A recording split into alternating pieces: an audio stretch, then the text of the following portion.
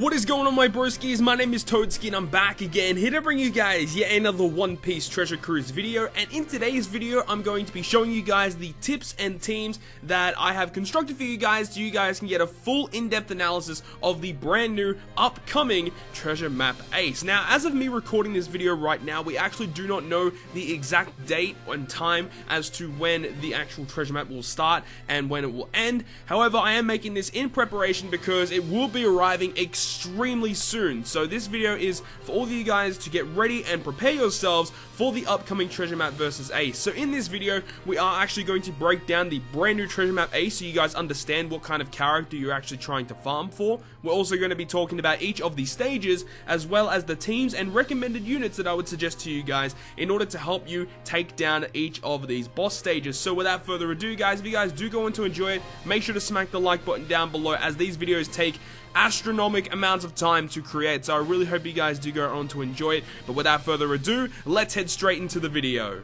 So let's go ahead and talk about the actual treasure map unit that you guys will be farming for, which is going to be the Fire Fist Ace Flames of Spirit. So this character is a strength free spirit fighter type character and a max level at level 99 with max limit break, because obviously with these characters you are going to be max limit breaking them to get their full potential. So at max limit break he has 3,346 health, 1,612 attack and 305 recovery. So as a unit overall, his statistics are amazing all around. He has 60 cost like all other treasure map units, and he has 5 socket spots when he is maxed limit broken.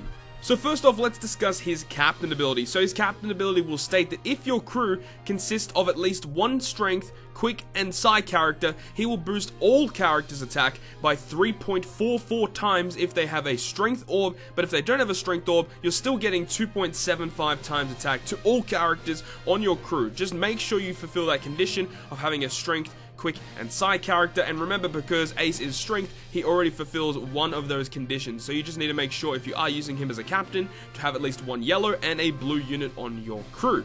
But on top of this, he will go ahead and boost your crew's HP and recovery by 1.2 times as well.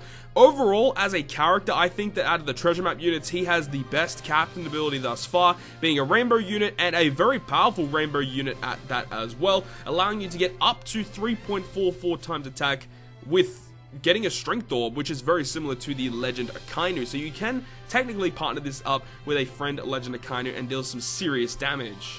So along with Ace's extremely powerful captain ability, he has a very useful special ability that partners really well with his captain ability alone. And what his special ability does, it will go ahead and change all of your crew slots, including block, into strength orbs, and we know that's really well partnered up with his captain ability, as you get the massive boost when you have strength orbs. However, he will go ahead and boost the attack of strength, quick, and psi characters as well by 1.75 times for one turn. Also, he will treat all strength orbs as matching for strength, quick, and psi characters if your captain is a free spirit character. So initially, if you just have this guy as a captain, activate the special, you get a full board of strength, so that's really good for his captain ability, getting the 3.44 times multiplier.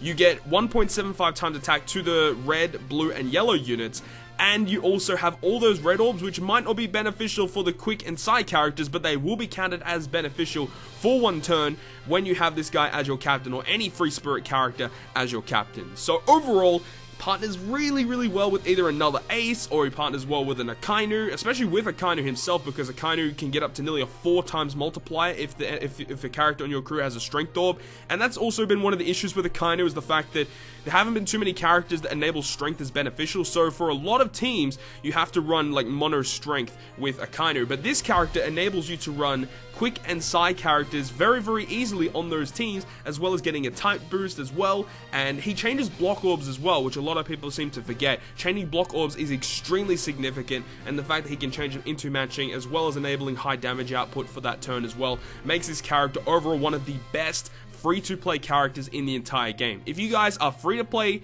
people in this game and you do not spend money on the game, this is a character you 100% have to max out. If you do not max out this character, you're going to struggle with a lot of content coming up. He will help you significantly in Colosseums, in raid bosses, in anything that you take on. This character is phenomenal.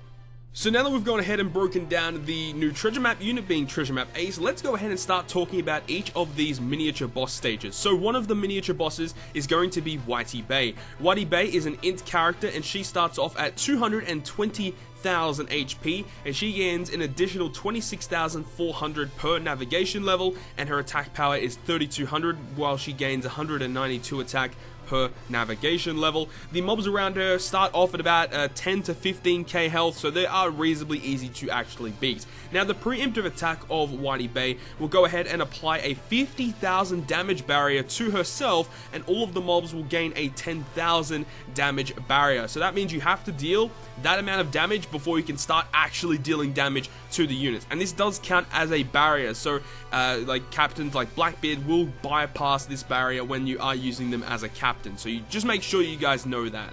Additionally, when you actually take out all of the mob characters, Whitey Bay will actually revive or call in more mob characters after every 2 turns. As well, she will go ahead and boost the enemy's attack by 1.5 times as well. So make sure that you do kill her before the end of that second turn, otherwise she will start reviving these mob characters and they get an attack boost. So ideally you want to try and use a wave clearing AoE damage special to get rid of the mobs, and then you can target down Whitey Bay with all of your attack power. So we're going to be trying a little bit of a different structure this time, where we actually go through each of the different team compositions or optimal teams that I will suggest to you guys, and very useful units that I'll suggest to you guys, so you guys can get a full understanding of how the best way is to actually take down this specific boss.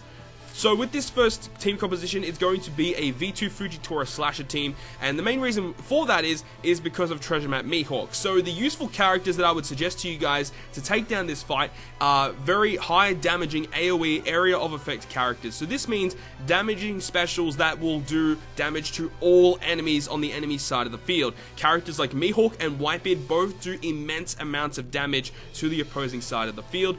So yeah, I would either suggest a treasure map Mihawk team or a treasure map Whitebeard team in order to take down this, because just with Mihawk and Whitebeard special, you will be able to clear all of the mobs straight away in one special, and you'll also be able to actually take down Whitey Bay's barrier straight away as well, allowing you to deal lots of damage to Whitey Bay straight away. Additionally, you could use a V2 Doflamingo as a special ability with his overkill damage to do AoE damage. I wouldn't really suggest Doflamingo because he's a lot better for a future team that we're going to be going through in one of the other miniature bosses. So I would either suggest building a slasher team or a striker team or a powerhouse team around Mihawk or Whitebeard. That is what I would suggest to you guys to take on Whitey Bay. The next boss we're going to be discussing is going to be Little Oars Jr. He is a strength unit and he has an initial starting health of 650,000, and he gains an additional 78,000 health per navigation level, and he has an initial starting attack of 10,000 and he gains an initial 600 per navigation level. He has a preemptive attack that will simply just apply a delay protector for 98 turns. He has a 3-turn cooldown, so you have 3 turns in order to actually take down this character, and if you do not take him down, then he will deal 3 times his attack power as damage to your crew, and 3 units will be binded for 10 turns. So whatever his attack value is at whatever navigation level, you multiply it by 3, and that's the amount of damage that you take from his first attack. And as well as getting your units binded for 10 turns, you obviously do not want that to happen.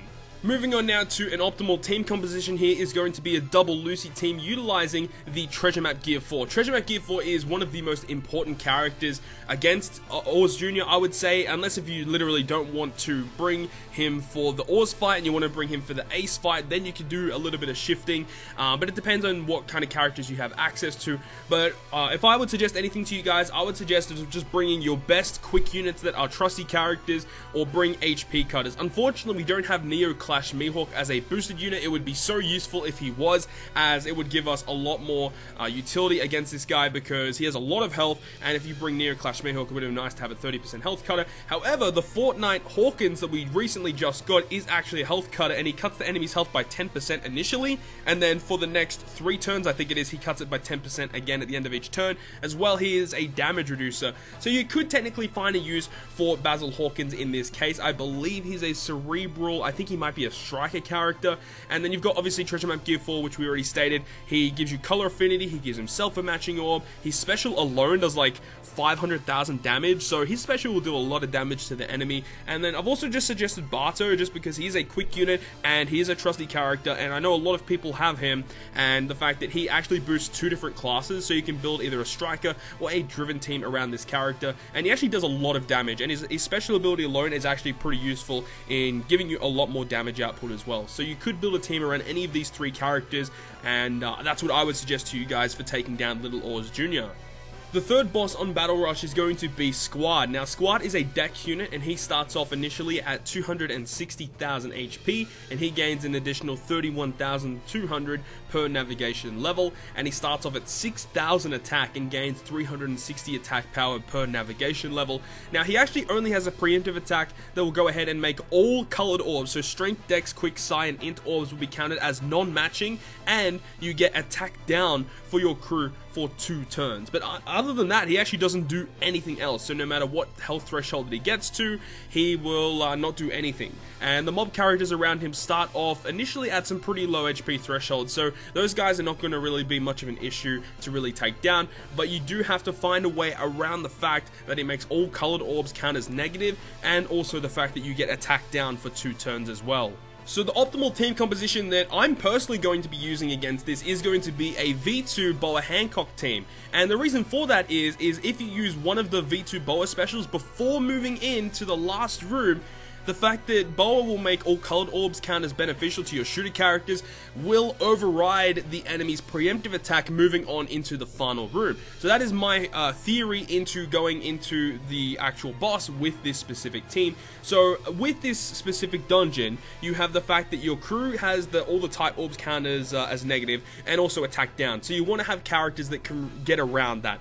Number 1 for attack down, the new Coliseum NL, I believe, is the only character in the game right now on Global that can actually get around that. He's a trusty character, relatively new character. He is farmable from the Underground or the Exhibition version of the Coliseum, so you can actually farm him relatively easily. So if you guys really need a copy of this character, you can actually get him relatively easily. And the fact that he's a shooter and a driven character, so you want to be building a driven or a shooter team around NL, and that's why for my personal optimal team composition here, I've got a V2 Boa team using a Boa special before you move on to the final room. As it is a 2-turn special, it will go ahead and get around the enemy's preemptive attack. Then you can use the second Boa special to get more matching orbs against Squad himself. Also, you've got Pika, the new rare recruit Int Pika. He is also a pretty decent option as he changes all orbs on your driven characters into G orbs. Now, G orbs are not as good as matching orbs, but it's still 1.5 times extra attack. It's not double, still 1.5 times extra is pretty goddamn good, and you can utilize a driven based team around this Pika, still using this Coliseum NL because he is a driven character. So either building a driven or a shooter team is what I would 100% recommend in taking down Squad. So now we are moving on to the final of the Battle Rush stages, and this one is going to be against the Battle Jinbe. However, on stage 3 of Battle Rush Jinbe, you have to face Mr. 3. Mr. 3 starts off initially with a health of 83,200, and he does gain a little bit of health per navigation level. However, I have no idea what these values actually are. I don't think it's going to be too much, as he's not the final boss, he's just a mini boss, so I don't think it's actually going to be that significant. And he also starts off at 4,500 attack, and that also will slightly increase per navigation level. Now, his preemptive attack is extremely annoying in the fact that he will boost your crew's attack and orb effects by 1.1 times for 99 turns. So this basically means that you have to bring either a conditional boost or an affinity boost in order to actually deal damage against the final boss. So you need to actually do that, or you could bring a character that can remove all positive buffs on your crew, and there is a character that we'll be talking about in a little bit that's going to be very, very useful for this situation. Once you take down the stage 3 against Mr. 3, you have to take on the stage 4, which is going to be against Crocodile. Crocodile starts off initially at 184,000 HP, and he gains a little bit of health per navigation level, and he has 3,500 attack, and he also will gain a little bit of attack power per navigation level. Now, Crocodile does have a preemptive attack as well that will change all of your crew slots into Recovery, Tandem, or G Orbs. Now, there is once again a character that is going to be very, very useful for this certain situation, which we will also discuss after we talk about the battle against Jinbe. So once you take down Mr. 3 and you beat your way through Crocodile, you will finally arrive at the final battle rush against Jinbe. Jinbe is a quick character and he starts off initially at 550,000 HP and he gains 66,000 HP per navigation level, and his attack power starts off at 4,800 and he gains only 288 damage per navigation level. Jinbe does have a preemptive attack that will go ahead and apply a delay protector for 98 turns, so you cannot delay him. You can still reduce his defense or poison him if you do so wish to.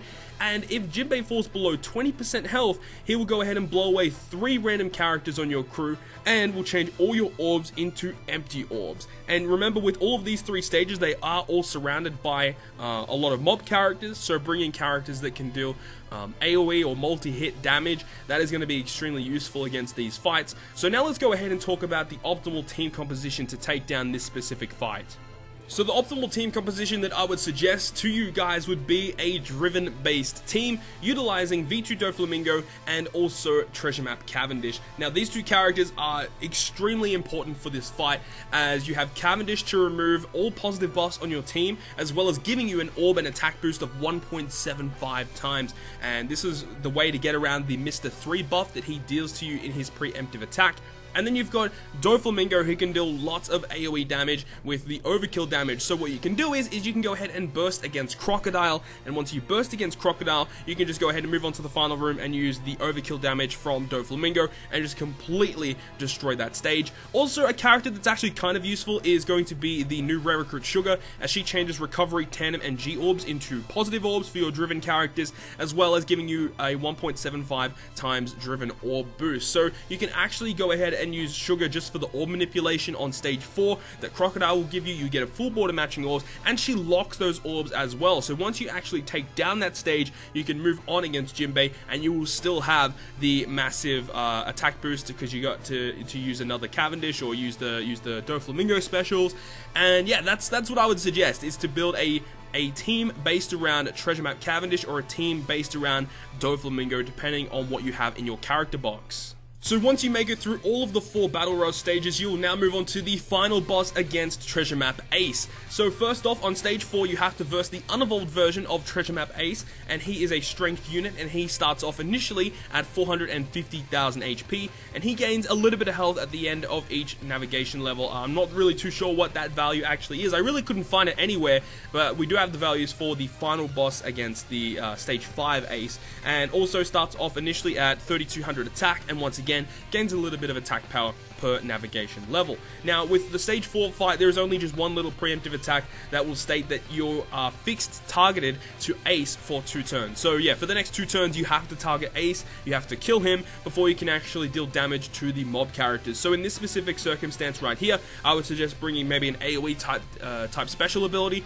that can go ahead and take down each of these mob characters, or to use like the brand new Frankie's Captain action to start dealing AoE damage that way as well. There are a little bit of other different ways that you could use in order to get around the fact that the target is actually locked, but these mob characters don't do too much damage initially, so you shouldn't have too many worries in that department as well. And you can actually delay the stage as well. There is no debuff protector or anything like that, so you can delay them or use a damage reducer if you are planning to tank a little bit of damage.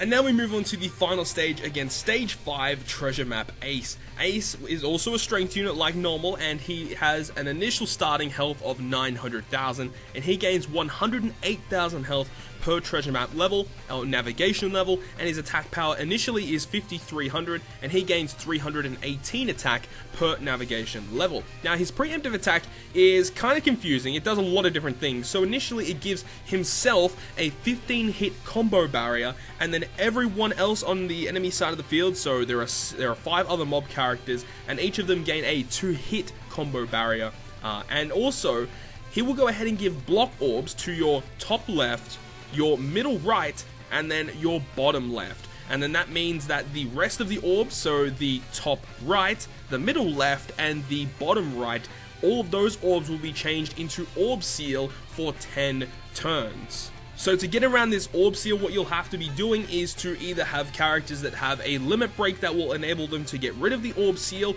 or to have that the other side of the orbs, the block orbs, are changed into matching orbs. So the thing about this specific treasure map that makes it a little bit difficult is that you're basically put into a corner where you can only have 3 guaranteed matching orbs, and you know, in a lot of teams against treasure map ace are going to struggle because you only get half of your team with matching orbs, so you're not going to be doing that much damage in comparison to some of the other treasure maps, and that's something that a lot of people are kind of struggling to get around. But I've got a pretty decent team that you guys might be able to build, or I'll suggest some things to you guys after we talk about ace that will kind of help you around this specific problem.